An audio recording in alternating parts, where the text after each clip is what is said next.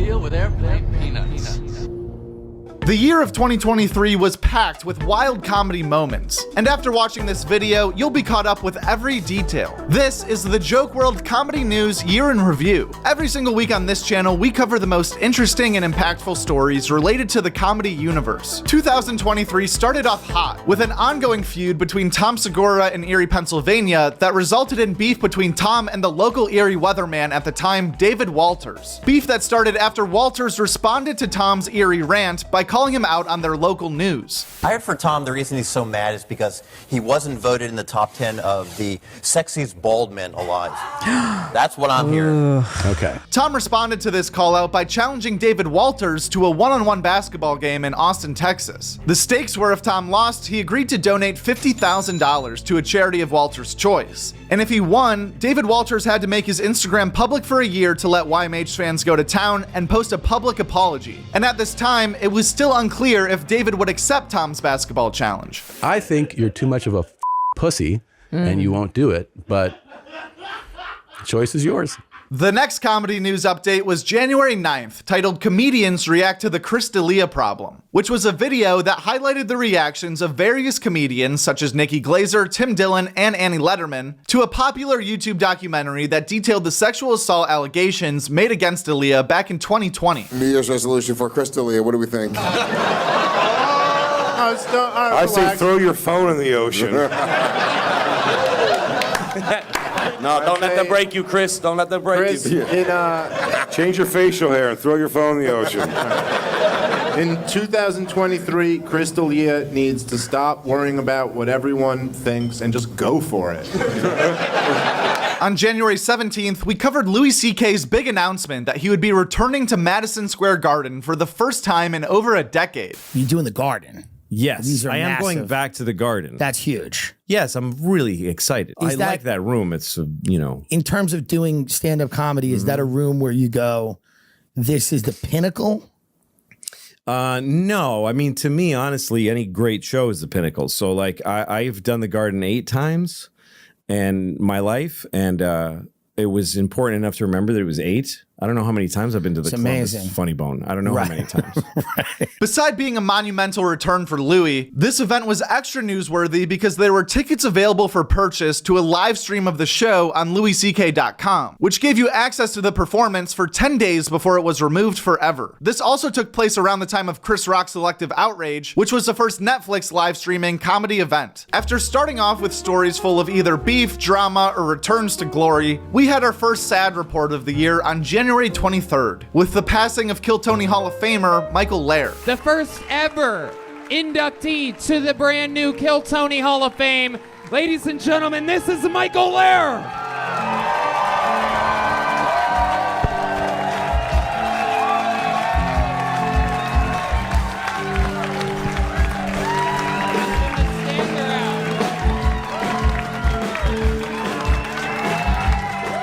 Shut the fuck up. January ended with a unique episode of the Comedy News that covered a handful of smaller topics, including the Netflix movie You People featuring Andrew Schultz and Eddie Murphy, and a full review and analysis of the Louis C.K. Back to the Garden live stream. Thank you for coming for tonight's performance of Louis C.K. We have a few rules and regulations before we start. Due to COVID-19, please don't do anything during the show. Also, anal sex is not allowed in the arena. Please go to the lobby for the anal sex. Notable January stand-up specials include Andrew Santino Cheeseburger, Louis C.K. Back to the Garden, and Nate Bargatze Hello World. The month of February started off with Dave Chappelle winning the Grammy Award for Best Comedy Album, marking his 4th consecutive win in this category. Despite being named the winner, Dave Chappelle was not present at the Grammys to accept his award, which confirmed many people's beliefs of the declining interest and significance in award shows in general. So the winner is not here, so the Academy accepts this on their behalf, all right? Congratulations. Next up was comedians appearing in various Super Bowl commercials on February 13th, including David Lucas, Jeff Ross, Neil Brennan, Tommy Pope, and H. Foley. Sarah Tiana made it, everyone. Congratulations to her. Sarah is a Georgia peach, and just like a Georgia peach, she gets ignored at the grocery stores. Following Following the Super Bowl, Bert Kreischer and Tom Segura took a trip down to the Daytona 500 for a live episode of Two Bears, One Cave that was unlike anything we've seen before. I feel like, I'm not even joking, in 5 years, I think Two Bears Racing can be contenders in the Daytona 500. I think we're going to need you to take a pivot from this comedy career and focus on your racing. Besides being the week that Robert Kelly replaced Dan Soder on The Bonfire, we uploaded our first interview of the year on February 27th with Chris DiStefano, where he revealed his new gig hosting a show on Vice TV called Super Maximum Retro Show, as well as plans for what was his biggest show to date at the time at Radio City Music Hall. Thank you so much. I'm in Vancouver right now, so it's nice. It's really nice if you like fish, if you like the mountains, and if you like Asian women. Then I would come to Vancouver. Notable February stand-up specials include Mark Maron from Bleak to Dark and Roseanne Barr, Cancel This. March 2023 was a historic month in stand-up history because this is the month that Joe Rogan finally opened the Comedy Mothership in Austin, Texas. It's honestly hard to believe it hasn't even been a full year since this club officially opened. With all of the exposure the Mothership has already brought to the comedy world, it feels like it's been around for years now. Comedy Mothership in Austin, Texas. This club is too hard to resist. Shout out to Joseph Rogan. Everything is utter perfection. It's perfect. It's a perfect club, perfect vibe. It's the Comedy Store on steroids. That's all I can say. Aerosmith is Aerosmith. Guns N' Roses is Aerosmith on steroids. If you really think about it, it's just one level of more explosive. This is what this Comedy Mothership is. 1 week after the grand opening was Kill Tony's Mothership debut. The #1 live podcast in the world had been seeking temporary shelter in various comedy clubs around Austin while waiting for their new home to be built. And with the overwhelming significance of this event to the comedy world, we hired local Austin comic Chandler Roan to gather some boots on the ground interviews. Chandler, welcome to the show. Thank you for being with us here today. Please tell us, what's it look like out there, the scene leading up to the first ever Kill Tony at Joe Rogan's club? Everyone seems really excited, Jake. Everyone seems to be lining up. There's a huge line out here outside. Lots of comics from all over the place, from Canada and New York, just from all over, just trying to sign up for this show. The energy seems very great. People seem very excited, and I think people really want to see what it's like to be on the main stage of this new great comedy venue. Would you stab somebody for a spot tonight? I would stab everyone in this line for 2 minutes. Wow. You heard it here first, dude. Jake, people are out here willing to kill to get into this comedy club. Hi, Jake. I'm here on the scene with Malas Wayne. Malas, how do you feel about Kill Tony and it being at the Mothership for the first time and it opening? I feel the same, I guess. Charles Adams Jr. Charles, how do you feel about this, this first Kill Tony on a Monday at the Comedy Mothership? Man, it's all good. My feet hurt. I wish they'd give us some chairs or something. Would you stab a guy for a chair? I will fuck a dude up right here on 6th Street, right here.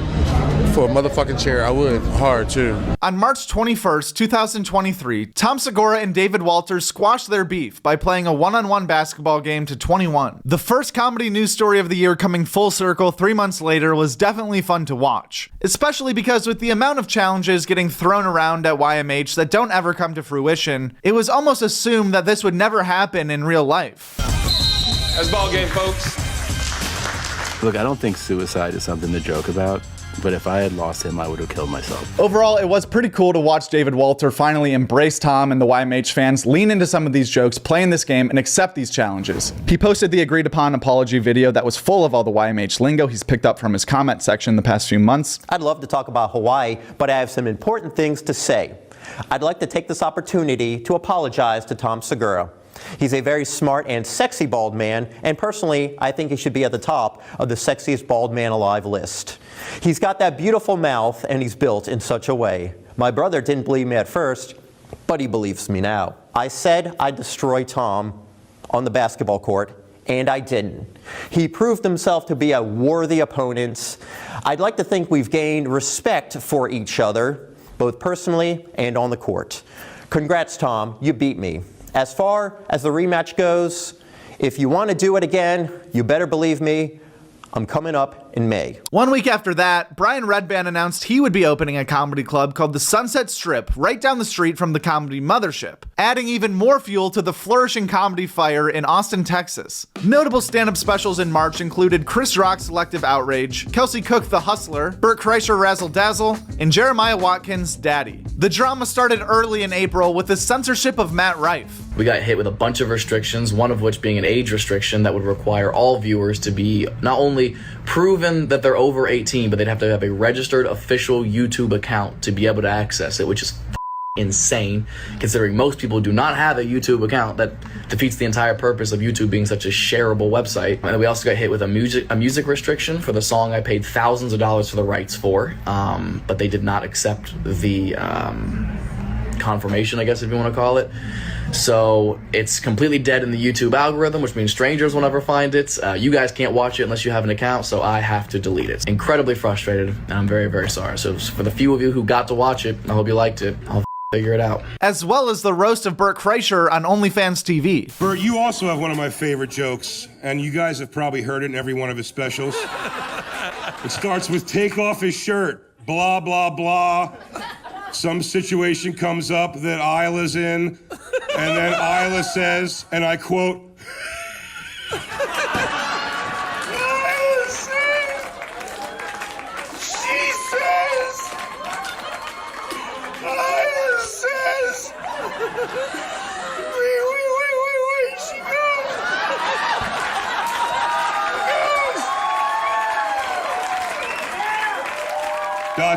something you made up that Isla said. Up next was the official Skankfest lineup announcement, making big news, specifically because it featured Brendan Schaub and Brian Callen performing a live taping of The Fighter and the Kid. This was especially interesting because of the many jokes made at Brendan Schaub's expense from the Legion of Skanks members and fans. So fans were extra curious to see how this was gonna play out. And if you stick around till the end of this video, you'll find out, because we went to Skankfest Vegas this year to report it all live. Usually, can I tell you why I've taken shots and I've made jokes? Yeah. It's because it's like the button you're not supposed to push for some reason. I don't know why.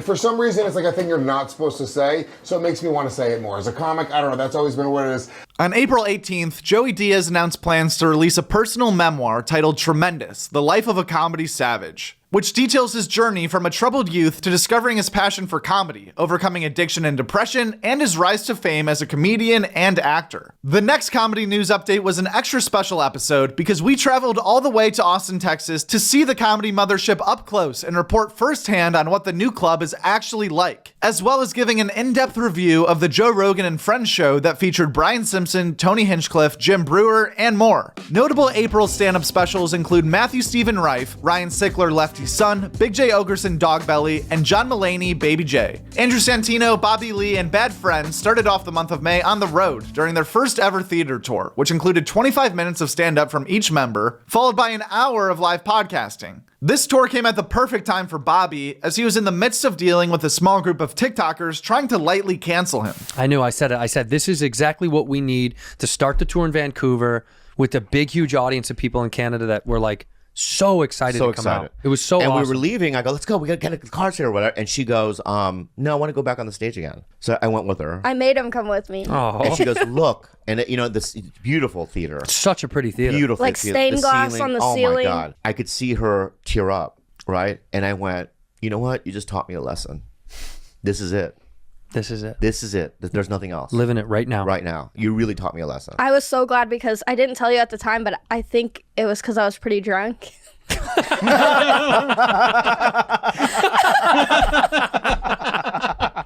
So it wasn't a real emotion. No, it was real, but it was fueled.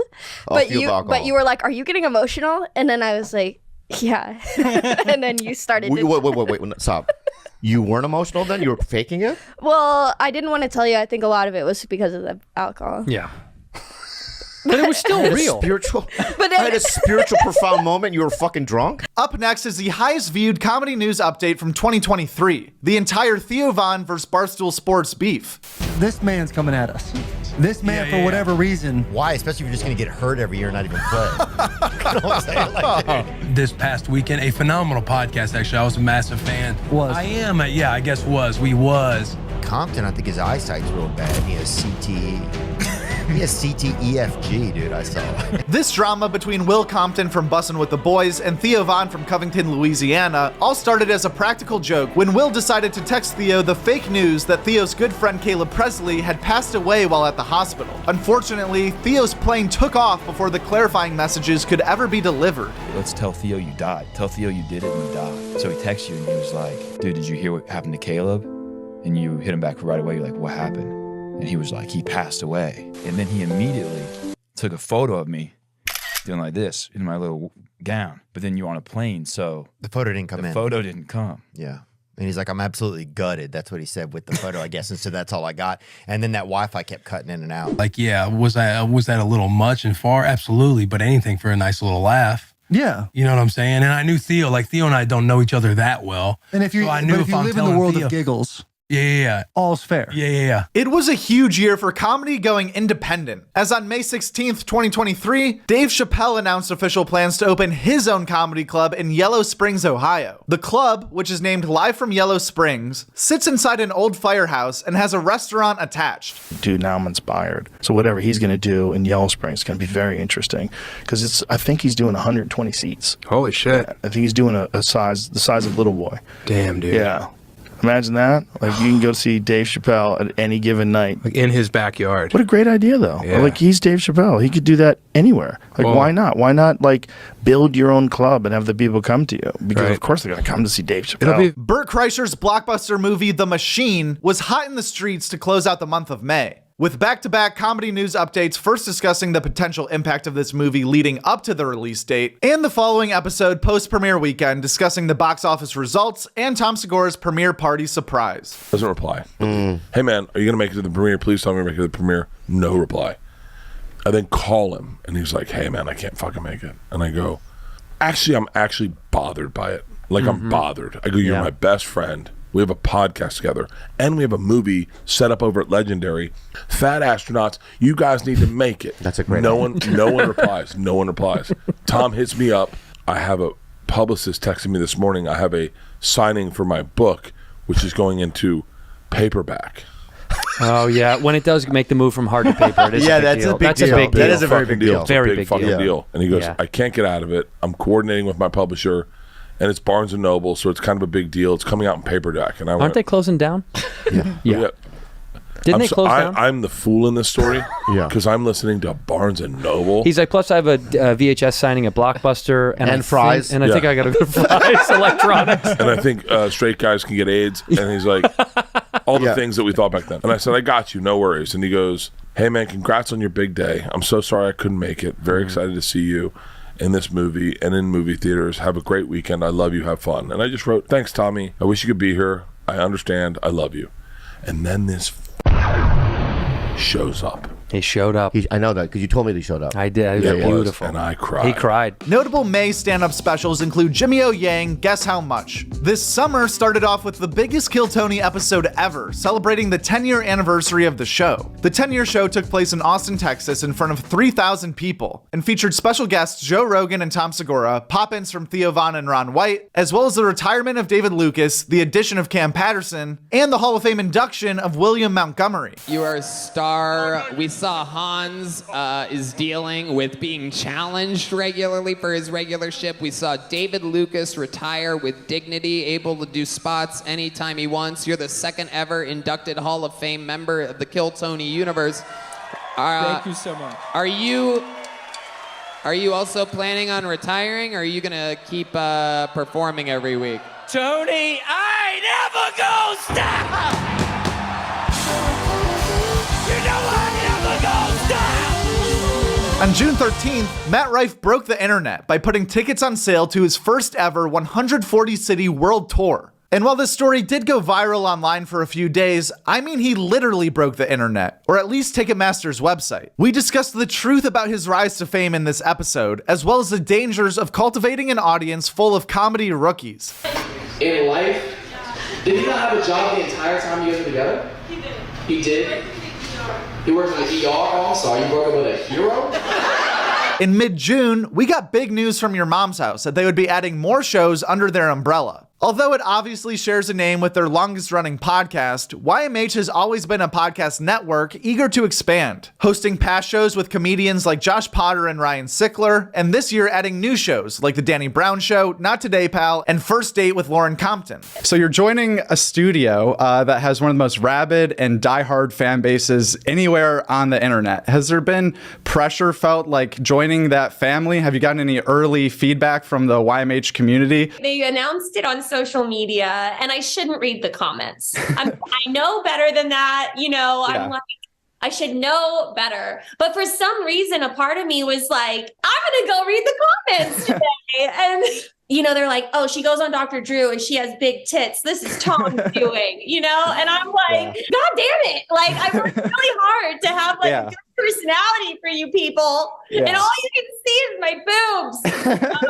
But I feel like the show itself is so entertaining. So I'm just hoping that maybe they stir up so much around the show where they're like, this show is going to be shit. And hopefully that makes people want to actually tune in to find some validation in the bullshit that they're saying and see that there's actually more to the show than they thought. Up next is possibly the most bizarre situation to ever carry real-life repercussions. I am, of course, talking about the thermostat beef, a long-standing feud between Bert Kreischer and Bobby Lee's agents, Matt Blake and Nick Nicifero, which had been hindering Bert's ability to work with comedians represented by Matt Blake, such as Bobby Lee, Andrew Schultz, and Tim Dillon, who were all blocked from joining this year's Fully Loaded festival. Right. So they used to work together at an agency, and they hated each other because of the temperature of the room. They fought over the temperature. Right? So would like it hot. How am I just hearing about this? It's an origin story, man. Yeah, this is like this is real. Thermostat beef. Because I will tell you. Thermostat beef. Thermostat. It's about the temperature of the office. Notable stand-up specials from June include Ali Sadiq, The Domino Effect Part 2, and Mateo Lane, Hair Plugs and Heartache.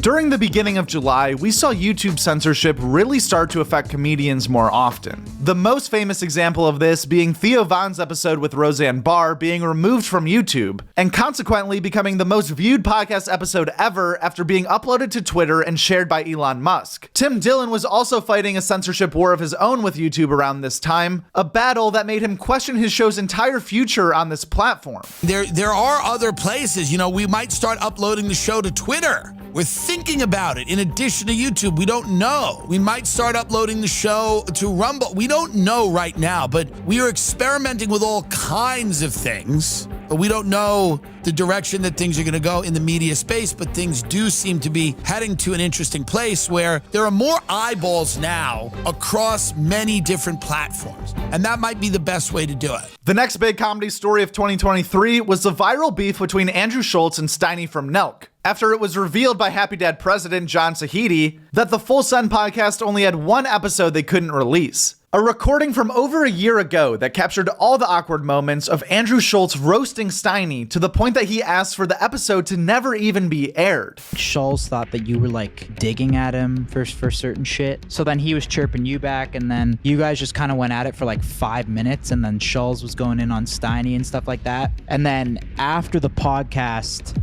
Schultz just kind of approached me and John and said, yo, like, I don't know if that was really it. Like, I feel like if I want to be on the pod, like, we could do something way bigger and some shit that's like really gonna break the internet. You didn't want it out either at all. Okay, well, let's. That's for sure. The reason I okay, that's also not exactly true because I remember saying like, "Yo, bro." No, you didn't, bro. No. This okay, was, okay, but you're wait, more. hold on. No. You're way more accepting now. Yeah, for sure. But back then, you were like, "Bro, no, that's gonna cause like you didn't." But can you allow me real quick? But what I did say was, can we maybe take certain things out and we could put it out? And you said, "Yeah, sure." I pretty early on realized that like Kyle and Stein don't really know me that well, because the questions they're asking are like really basic questions. Like, what's an example? Has anybody ever like heckled you?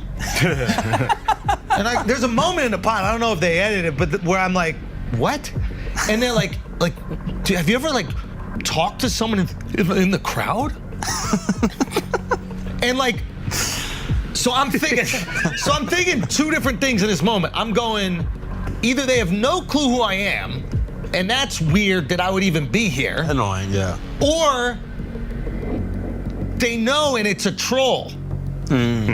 So I'm like, Do you know what I mean? Like, and in that moment, Steiny got you got clips. Now he knows what you do to the crowd. What I do. Yeah. The summer kept rolling along with Tom Segura's latest stand-up special, Sledgehammer, hitting Netflix on July 4th. I watched Sledgehammer last night. Oh, thanks. And it was, I don't watch specials, or I do, but I turn them off. Turn them off, yeah. Turn them off. Yeah. I was laying right there. I haven't laughed out loud at a special in a very. I was by myself at like midnight, laying right here, like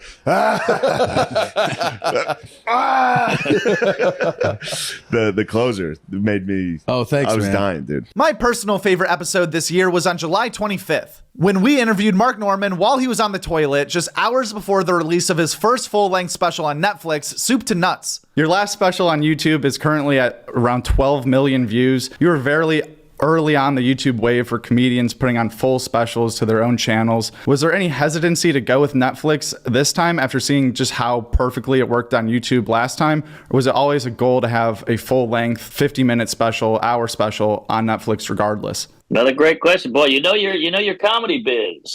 I try. Yeah, it's great. It's great having a guy on the other side because all the comedians know all this shit. Then you can't talk to anybody about it who's not a comedian. But you're a nerd like us. Basically, I love YouTube. YouTube is great. It's great for comedy. These gatekeepers suck. It's a business at the end of the day. So they got no balls. They don't want to take a risk on a guy or a gal or a non-binary. But I think I got the YouTube crowd. I feel like I won that fight. And then I'm like, let me see if I can win the Netflix crowd. And I'll own it in 2 years anyway, so I can just put it on YouTube. Oh. So it's a win-win, and you get a couple bucks. Yeah. So I figure, hey, let's mix it up, and I get it back anyway. That makes a lot of sense. That seems awesome. Notable July stand-up specials include Tom Segura Sledgehammer, Kevin Hart Reality Check, Jeffrey Asmus The Only Funny White Man, Mark Norman Soup to Nuts, and Jim Gaffigan Dark Pale. The Just for Laughs Comedian of the Year award was given to Burt Kreischer on August 1st, 2023. An award that was well earned after the machine sold over 450,000 tickets last year, rolling to an incredible $32.9 million in 2023. Somehow well up from $23 million in 2022. Meaning that Burt now has a bigger yearly salary than Tyreek Hill. It was also during this episode we announced that there would be a vote at the end of the year for Joke World Comedian of the Year, which we'll have more information about at the end of this video. I won Comedian of the Year. I'm just accepting an award. Whoa.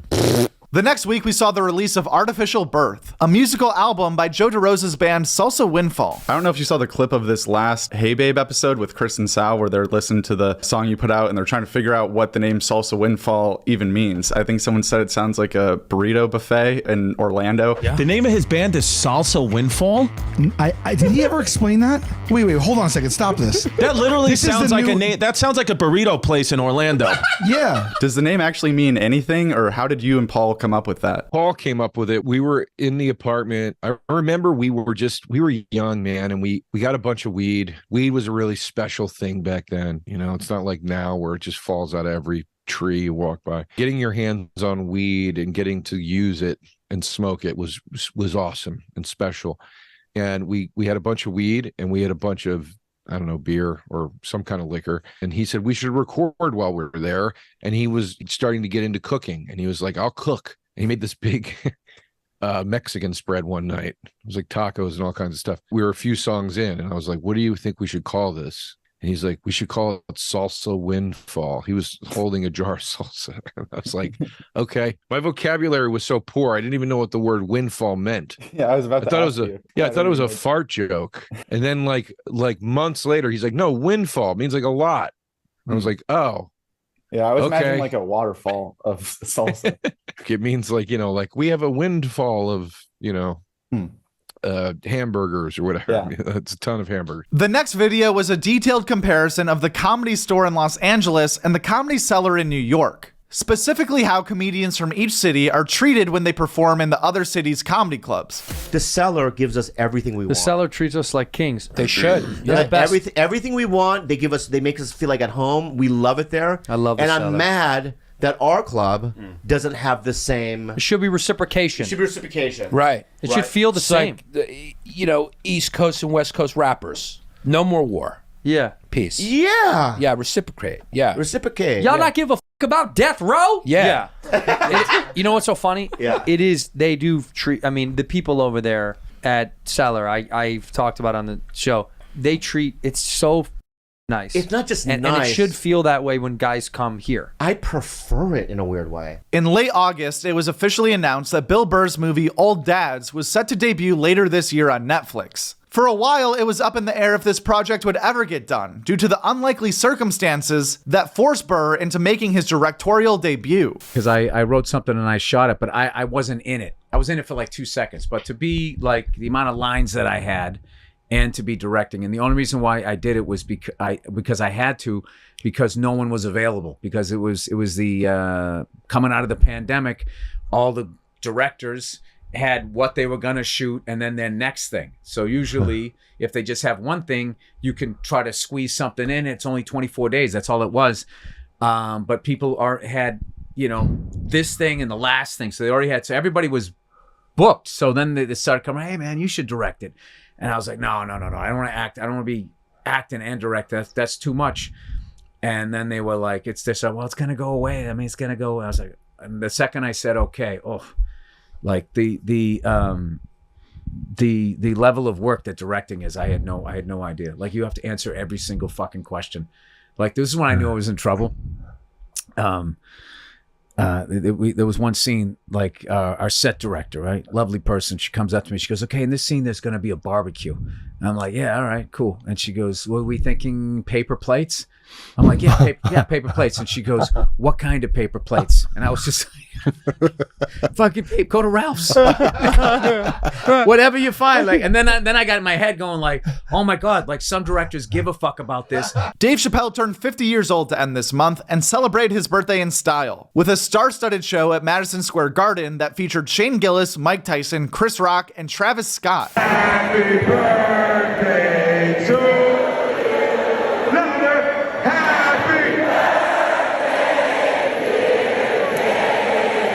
Notable August stand-up specials include Matt McCusker, The Speed of Light, Jared Freed, 37 and Single, Adam Ray, Live from Portland, and Joe List special, Enough for Everybody. September started off with breaking Shane Gillis news, as it was announced on the Real Ass podcast that not only was Shane the next comedian moving to Austin, Texas, but that he was also bringing his podcast partner, Matt McCusker, and the other members of their Philadelphia, New York crew. I want to make a special announcement right now. Okay. Ladies and gentlemen, Shane Gillis is moving to Austin, Texas. Oh, boy. That is not public knowledge. Yeah, whatever. Dude, that's awesome of you. It is. That's so cool, dude. Yeah, I hate this fucking town, but I guess I'll live here. It seems like you hate it. I actually, yeah, I don't. It's fine. What's making you move here? What's forcing you to move here? I don't know if I'm legally allowed to say it, but you can legally say Joe Rogan. Taxes. No state taxes. Yeah. Huge property taxes. It's gonna be very funny. Yeah, I'm gonna rent. That'd be funny when the IRS is like, here, this clip from the Real Ass podcast. I'm moving here for tax purposes. Is that illegal though? You can't say that? I don't think. Yeah, you can say that. Shut up, dude. Why not? I think Why they not? frown upon that, don't they? Why can't you say it? Yeah, I guess I'm not that worried about it. I just said it into a microphone. Never forget the September tragedy that was Joe List getting his latest special hit with multiple YouTube restrictions a few days after uploading, stopping all the momentum of Enough for Everybody right in its tracks. Maybe I'll be one of these guys, you know, like these grifters. Well, the people that are like, they got me, Right. you know, help me out or whatever. Yeah, you'll be at the Capitol in a year. Because Schultz, he blew up because he was on Barry Huge. Weiss because he had to change something or something. Yeah. Too offensive. Some streamer wouldn't have him. Whatever the story is, but he made a cool $5 million. I do think you should throw it up on Twitter as well. F it. The whole special? Yeah. Nothing but the special? I So help me mean- God.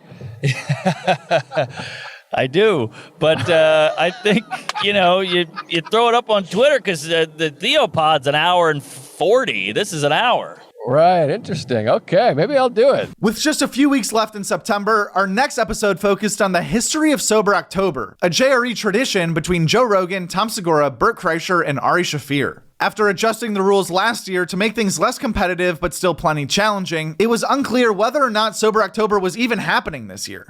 I'm not going into Sober October half-ass. I'm definitely charging every one of you motherfuckers, just like I did last year. When you're doing 80% of your max heart rate for a minute, you get 1 point. I had 1,100 points. And I read the comments, and they weren't hurtful. They were like people concerned. And I was like, if that's how people are seeing me, that's not how I want to be seen. I want to be seen like Nas. On September 27th, 2023, a story published in the New Yorker about Hassan Minhaj made major headlines for claiming that many of the stories told in his Netflix special King's Jester, including a story about his daughter being exposed to anthrax and another about being harassed by an FBI agent, were completely made up. Wait, but Andrew. Yes. Comedians make up stories all the time. That's true. Now, usually we do it to make things funnier, not make things more racist or sad or emotional. Yeah. And I think that's the tricky thing here in his stories. It's not like he was using these exaggerations or hyperbole as punchlines. He was using them to kind of make the audience feel worse about him. And then it turns out these things didn't actually happen. Notable September stand-up specials include Shane Gillis' Beautiful Dogs, Louis J. Gomez and Colin Terrell 30 Minutes, and Michelle Wolf, It's Great to Be Here. October started off with a video breaking down some of the massive upcoming arena shows for Andrew Schultz and Tony Hinchcliffe, as well as covering the insane demand for comedy right now in general. He's like, I'm so sorry to say this, but we can't do Kill Tony on that Sunday because we're only doing it in Austin now. And blah, blah, blah, blah, blah, and a bunch of other stuff. Blah, blah, blah, we're an arena act. Yeah. Blah, blah, blah. Sold out arenas in our hometown. I know, I was trying to save you from looking like a douchebag. It was also during the month of October that Bad Friends hit 1 million subs on YouTube. By the way, in the meantime, we're celebrating our 1 million subscriber.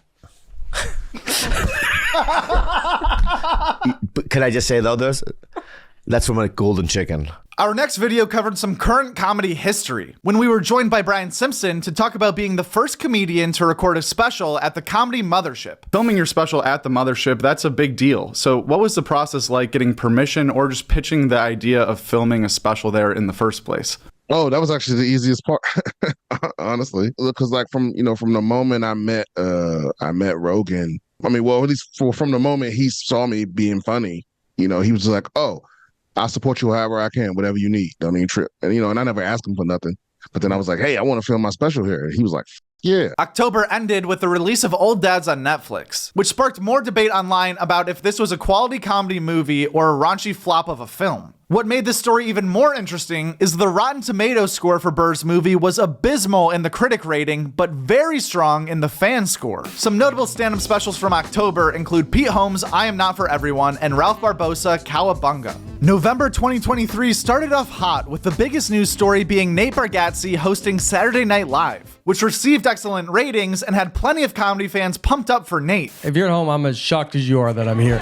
So, in mid-November, we saw the rise of young Kill Tony Golden Ticket winner Heath Cordes, who was so electric on stage during his historical 60 seconds that many people are now questioning if the Kill Tony bucket is somehow rigged. Is that a compliment for you? And do you have anything to say to those people who think that the fix was in on your bucket poll? It very much is a compliment. I'm very flattered that people think that. If it is rigged, I don't know about it. I've never met Tony before that Monday. I had a very huge moment a couple months ago where I was on a show with him, but I don't think he even knew I was there. I was like third on the lineup. He was last. So yeah, we never even met, but it was very cool that we met that way. And once you walked on stage, you immediately got a laugh just by saying the words, I feel like.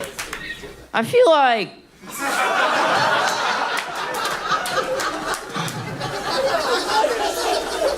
Did you know that if you ever got polled that it was going to be a really big moment? Or did it click during your set like, wow, I'm doing something very special right now? Yeah, I knew it would take people off guard, but I mean, I've seen a lot of people crush, and so I didn't know exactly how it would turn out. I wasn't betting on anything, but yeah, it turned out way better than I thought it would be. That voice crack, completely organic. It helped everything. Definitely got the ball rolling. So far, we've seen 47 of the most relevant and interesting comedy news stories from the year of 2023. And although controversial, our next video is no different. Chris D'Elia releasing his new special on his own website behind a paywall after a full-on cancellation was big news, and objectively plays into an interesting paradox that we've seen developing in comedy of people who are canceled in mainstream society but continue to tour and put out work. Our video was obviously not comparing the reasons people got canceled or making a deeper statement about Chris D'Elia. It's really just an impartial part of this year's comedy news. After a 3-year hiatus from public life and avoiding the podcast industry for over a decade, comedian Daniel Tosh finally launched his own podcast in November of 2023 titled Tosh Show. This new podcast features unconventional guests, such as his wife's gynecologist, which is perfect for Tosh's comedic style, focusing more on his own commentary than the fame of the guest. In all honesty, this is the reason I agreed to do this show. iHeart was like, will you do the show? And I'm like, I don't know, I don't want to interview comedians, I don't want to interview celebrities, but like if you let, and I said this, I swear to you, I said, if you let me interview like my wife's gynecologist, like then I'll do the show. And they're like, well, yeah, but that won't ever happen. He probably won't let you. And I'm not that interesting. No, you're extremely interesting. Around the end of November, Matt Rife started making a ton of headlines for outrage expressed by his female fan base over a domestic abuse joke made during his Netflix special. You can tell by who he is, by the way he delivers jokes, by the way he does his crowd work. He goes in, but in the most non-serious way. It's like watching Shane Gillis and thinking he means all of, dude, this is where he finds dark funny. That's fine. These comics are trying to make you laugh. And look at their intent. The intent is to make you laugh. I promise you, Matt Rife is a very respectful young man. He's not out beating people. He's not pro-domestic violence. No. And that joke is not making anybody go home and hit their wife. Yeah. You know what? You touchy pussies. Just because it's not fun for you doesn't mean other people aren't having fun with it. You don't get to be the fucking fun police. And you don't get to police what other people think is funny. Notable November stand-up specials include Trevor Wallace Pterodactyl, Whitney Cummings Mouthy, and Matt Rife Natural Selection. We ended this crazy year with back-to-back interviews. The first with Tiger G, the director of a short film starring Bobby Lee titled Death and Ramen. So after creating this film with Bobby, is he as crazy as people say? And do you have any funny stories from his time on set? You know, it was really interesting because I had expected there to be some separation from Bobby, the persona on stage and on screen, and who he is in real life. That guy is the whole package, you know. He's as wonderful and insane in person as he is as a persona. There's a little bit of farting. There's but surprisingly, he was incredibly kind to his crew and me. Like there's something quite fatherly about him too. There's a lot of interesting stories to how we got to set though. We met over Korean barbecue before we decided to shoot the movie. You know, he shows up 15 minutes late and he's 5'4", right? He comes in, but the whole room, in Korean barbecue restaurant, kind of just stops and they stare at him. And we sit down, and before we make it to our table, he grabs me by the shoulder. He turns me around. He goes, "I'm paying today." And then he takes home the takeout, you know? So it's that's Bobby in a nutshell. Followed by perhaps our most monumental accomplishment yet, the Tom Segura interview. I just watching your special, Mostly Stories, my freshman year of college, was one of the main things that really got me interested in comedy and stand-up in general. Awesome. So it's just a really cool thing to get to talk to you all these years later. Thanks, man. Thanks. I appreciate that.